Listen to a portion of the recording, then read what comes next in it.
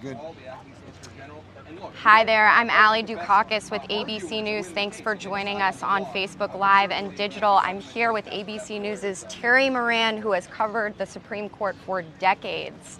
Terry, I'm going to go to you on this. We were prepared for a big day with some big decisions, and we arrived at a big-ish day? Ish. I think ish. We kind of fizzled because we were expecting a major ruling on President Trump's travel ban.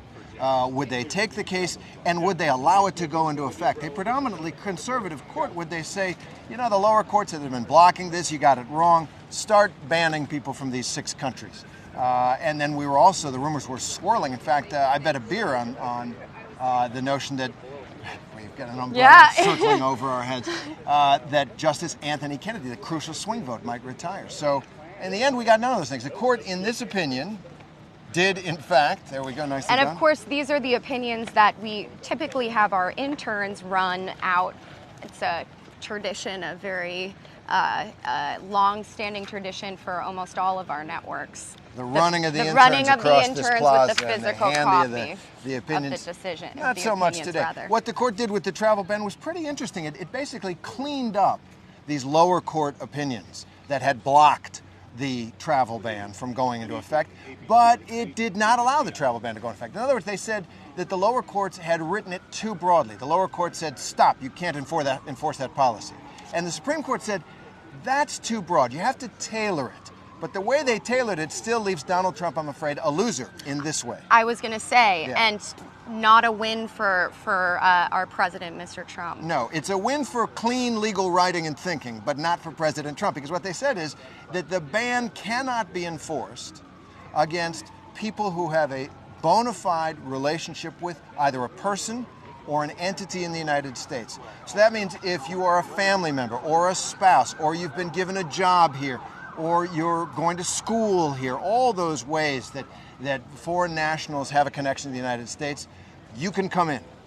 And of course, as you mentioned, the retirement of Justice Kennedy that we were all, at least ready to go for if that news broke, but not today, not today. Not today. The court has adjourned for the summer, so much for my ability to read the tea leaves of Justice Kennedy, who's pretty famously mysterious to figure out.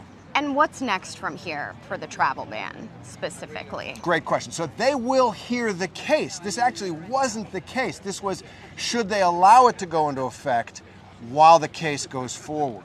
And lower courts said no, that it will harm so many people that we can't even allow it to go into effect while we look at the case. The Supreme Court sort of did the same thing, because in the end of the day, everybody from those countries, Iran, Syria, Yemen, Libya, Somalia, and Sudan, for them even to get as far as on the borders, they've got a relationship with somebody. They've got a job, they've got a relative, they've got somebody sponsoring them, a church, whatever. And if they've got a legitimate sponsor, they're going to get in. So what's next is the court in October will hear arguments on the big question here.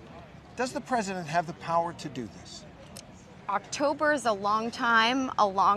There are certainly other questions that are at the center of Donald Trump's abilities as a president in terms of both the Senate and House Intel Committee investigations into collusion with Russia and the special prosecutor. So we can just expect the summer to roll into fall with more, it sounds like, on some of his most controversial policies. More drama. President Trump is a great president for us. For the news business, because there's drama around him all the time. He causes some of it, his opponents cause some of it, circumstances of the day cause some of it. So that swirling melodrama, really, of the Trump presidency, his improvisational style, his antagonistic style, the way the opposition to him hates him in a way that is almost unprecedented, I think that might have affected Justice Kennedy. He took a look at the country and said, do I really want to throw the country into this kind of turmoil that a battle over the Supreme Court would have caused? And he didn't.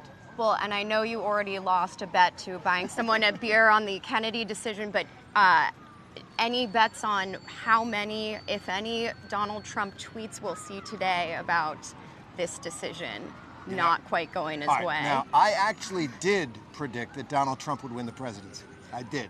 like in the summer of last year, even before, I thought he's going to win.